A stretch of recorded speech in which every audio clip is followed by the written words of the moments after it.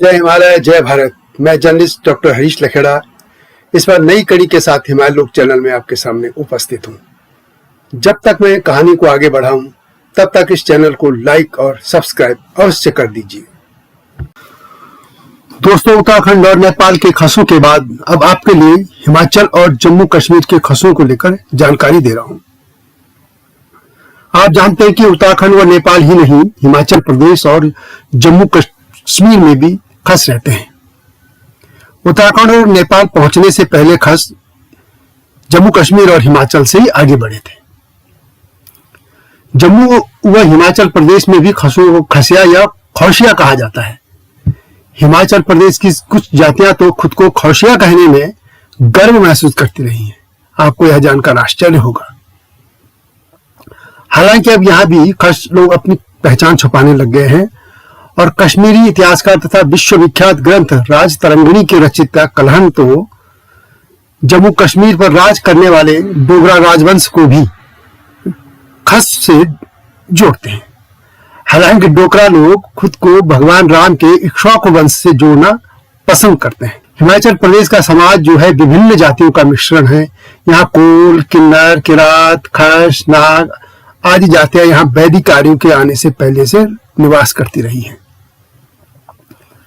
वैदिक आर्यों के आने के बाद यहाँ पर शक, हूण, गुज्जर, भूत, ब्राह्मण, राजपूत, क्षत्रिय, वैश्य आदि कई जातियां अस्तित्व में आई। जम्मू में खस्याल, हिमाचल में कांगड़ा, कुल्लू, शिमला, सिरमौर आदि ऐसे इलाके हैं जहां बड़ी संख्या में खस आज भी रहते हैं। और कश्मीर की बात करें तो कश्मीर शब्द तो खस से ही निकला है। विष्णु पुराण और महाभारत में तो इनके निवास को खशीर कहा गया है और महाभारत में एक जगह खाशीर भी कहा गया है और इसी से कश्मीर ये जो शब्द बना है। इसका मतलब यह है कि कश्मीर तो खसों का प्रमुख स्थान रहा है। भारत के पुरातन साहित्य में खसों का सर्वप्रथम उल्लेख महाभारत में ही मिलता है। इससे ज्ञात होता है कि महाभारत की जो रचना है जो लगभग 1000 ईसा पूर्व हुई थी, उस समय तक खस जो है भारत के पश्चिमी हिमालय क्षेत्र में विद्यमान थे। हिमाचल प्रदेश में खसों के अभिजनों में कुलूत और कुलिंद प्रमुख थे। इतिहासकार वासुदेव शरण अग्रवाल लिखते हैं कि कुलिंद भी खसों के बांधव थे। हालांकि कुछ इतिहासकार कुलिंद को किरात भी मानते हैं। तो दोस्तों, हिमाचल प्रदेश में जो कुनैत हैं उनको भी खस वर्गीय लोग माना जाता है और यह भी कहा जाता है कि वह कुलिंदों के वंशज हैं। गजेटियर ऑफ हिमालयन डिस्ट्रिक्ट के लेखक एटकिंसन लिखते हैं कि उत्तराखंड और हिमाचल प्रदेश की जातियों का उद्गम एक ही है। माना जाता है कि कुल्लू के कुनैत और राव कहे जाने वाले लोगों को भी खसमूल के हैं और हालांकि ये लोग अब अपने को खसों से अलग मानने लगे हैं। हिमाचल प्रदेश में कनैत प्रमुख रूप से कुल्लू, मंडी, सुकेत, शिमला व सिरमौर जिलों में रहते हैं। गजेटियर ऑफ शिमला हिल्स में भी कहा गया है कि यहाँ के मूल निवासी खस थे। ए ब्राउन अपनी पुस्तक tribes and customs of Punjab में लिखते हैं कि पंजाब के पहाड़ी क्षेत्र यानी आज के हिमाचल प्रदेश में करान और राहु नाम की दो जातियां हैं जो खुद को खौशिया कहने में गर्व महसूस करते थे। हालांकि अब वे रामपुर बुशर राज्य के भंडार के प्रभावी होने के कारण खुद को नेगी कहने लगे हैं। दोस्तों, पौराणिक बातों में जाए तो बृहत संहिता जो कि 550 ईस्वी पूर्व में लिखी गई थी, इसमें खसों, कुलूतों, तंगड़ों व कश्मीरियों का एक साथ उल्लेख किया गया है और इससे प्रतीत होता है कि खसों का पुरातन काल में कश्मीर से उत्तराखंड तक तब विस्तार हो चुका था जब बृहत संहिता लिखी जा रही थी। हिमाचल के मूल निवासियों में कोल, किरातों को जीतने की खुशी में आज भी हिमाचल प्रदेश के तिरगत यानी कांगड़ा, कुल्लू, निर्मंड आदि क्षेत्रों में खास एक उत्सव मनाते हैं। उसका नाम है कोलारी दियाली और ये उत्सव जो है पारंपरिक उत्सव आज भी उस विजय स्मारकों के रूप में है जो उन्होंने किरात और कीलों को जीतने के बाद मनाई थी। दोस्तों इसी तरह पंजाब स्टेट गजेटियर में पश्चिमी हिमालय यानी हिमाचल प्रदेश के खसों के बारे में कहा गया है कि वैदिक कार्यों के हिमाचल प्रदेश में प्रवेश से पहले ब्यास से लेकर यमुना गंगा के उद्गम तक खसों का ही प्रभुत्व था। इन्होंने राज्य की स्थापना भी की थी जिसे कुलिंदिनी कहा करते थे। इसी तरह राहुल सांकृत्यायन का कहना है कि ईसा पूर्व 2वीं सदी के आरंभ में खस लोग मध्य एशिया से भारत आए। खसों को लोग इस तरह की विभिन्न थ्योरियां हैं कि वे कब आए क्या है, लेकिन ये तय है कि वे ईसा से लगभग 1000-2000 साल पहले हिमालय क्षेत्र में प्रवेश कर चुके थे। खासतौर पर हिमाचल प्रदेश के बारे में कहा जाता है कि 3000 ईसा पूर्व तक खस इस प्रदेश में प्रवेश कर चुके थे और यहाँ की मूल जाति कोल से मिलकर उन्होंने शक्तिशाली कबीलों का संगठन स्थापित किया था और यही कबीले मवाना कहलाए, जिन्हें जनपद की संज्ञा दी गई। मवाना और मावी का अर्थ है कबीलों में शक्तिशाली पुरुष का होना। दोस्तों भागवत पुराण और मार्कंडेय पुराण में खस देश का भी वर्णन मिलता है।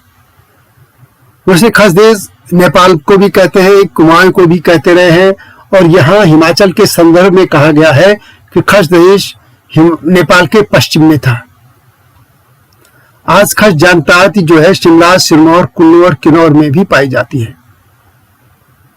मनुस्मृति के रचयिता मनु ने खसों को क्षत्रियों की संज्ञा दी थी। इन खसों ने दास और किन्नरों पर आधिपत्य अपना जमाया था। इन्होंने पहाड़ी क्षेत्र को खसगर और कश्मीर भी नाम दिया था और इसी से आज जो कश्मीर है वो इन्हीं के नाम पे चला है, ये मैं पहले भी कह चुका हूं। खसों को लेकर अधिकतर विद्वानों का है कि वे मूलतः मध्य एशिया के कैस्पियन सागर के निकट के काकेशस पर्वत से ईरान, अफगानिस्तान होते हिंद कुश को पार करके भारतीय महाद्वीप में आए थे। यहाँ चित्राल के काशगढ़ ऐसे स्थान नाम संकेत करते हैं कि पश्चिमी एवं मध्य हिमालय क्षेत्रों की ओर अग्रसर होने के समय इनके ये मजबूत क्षेत्र थे। काशगढ़ के बाद इनका अगला पड़ाव कश्मीर की खैसाल या कशायल घाटी थी। खैसाल की भाषा खसाली कहलाती है और यह कश्मीर में आज भी है और इस भाषा का भाषिक स्तर पर मध्य पहाड़ी भाषाओं के साथ निकट संबंध माना जाता है। इससे साफ है कि जम्मू कश्मीर में भी खसों का बहुत बड़ा प्रभुत्व रहा है। प्रसिद्ध इतिहासकार डॉक्टर शिवचरण डबराल चारण अपनी पुस्तक उत्तराखंड के पशुपालक एवं उत्तराखंड का इतिहास भाग 1 और 2 में कहते हैं कि खसों ने दर्दादी व शकाद की तरह ईरान, अफगानिस्तान पठारों को पार कर काशगढ़, चित्राल में से होकर कश्मीर में प्रवेश किया। इतिहासकार डी शर्मा अपनी पुस्तक हिमालय के खस एक ऐतिहासिक एवं सांस्कृतिक विश्लेषण में कहते हैं कि खसों के कश्मीरी आवास के विषय में यह भी उल्लेखनीय है कि वे एक समय में यहाँ के निवासी नहीं अपितु यहाँ के शासक भी बन गए थे। वे पीर पंजाल के दक्षिण में रहते थे। एक खस अधिपति ने तो तत्कालीन शासक क्षेमगुप्त को अपने पर 36 गांव देने को विवश कर दिया था। शर्मा कश्मीर के इतिहासकार व राज तरंगिणी के लेखक कल्हण के हवाले से कहते हैं कि कश्मीर की राज वंशावली के संदर्भ में साफ है कि कश्मीर के डोगरा राजवंश का संबंध भी खस जाति से रहा है। हालांकि ये डोगरा अपने को इक्ष्वाकु वंश से जोड़ते हैं। शर्मा का कहना है कि कश्मीरी रानी दिड्डा का उपपति फाल्गुन एक पशुपालक खस था जो धीरे धीरे अपनी परिस्थिति से उठकर उस रानी का मंत्री बन गया और उसने रानी के साथ निकट संबंध भी स्थापित कर दिए। रानी की मृत्यु के बाद उसकी संतान ने ही कश्मीर की राजगद्दी को संभाला था। राज तरंगिणी के अनुसार खस जाति किश्तवाड़ से लेकर बितस्ता यानी ब्यास तक फैली थी और उनकी स्वतंत्र ठकुराइयां भी थी। तो दोस्तों कश्मीर हो, जम्मू हो, हिमाचल हो, यहाँ के खस जो है प्रभुत्वशाली रहे हैं और हिमाचल में तो वहाँ के कुछ खस जातियां हाल ही तक अपने को खसिया या खौशिया कहने में गर्व महसूस करते रहे हैं। यह अलग बात है कि समय बदलने के साथ वे अपने को खस जाति से और खस पहचान से दूर मानने को मजबूर हो रहे हैं या उससे पहचान छुपाने लग गए हैं। तो दोस्तों, यह थी जम्मू कश्मीर व हिमाचल प्रदेश के खसों की गाथा। इससे पहले मैं उत्तराखंड और नेपाल के खसों को लेकर जानकारी दे चुका हूं। यह वीडियो कैसा लगा अवश्य बताएं। हिमालय लोग चैनल को लाइक और सब्सक्राइब करना न भूलें।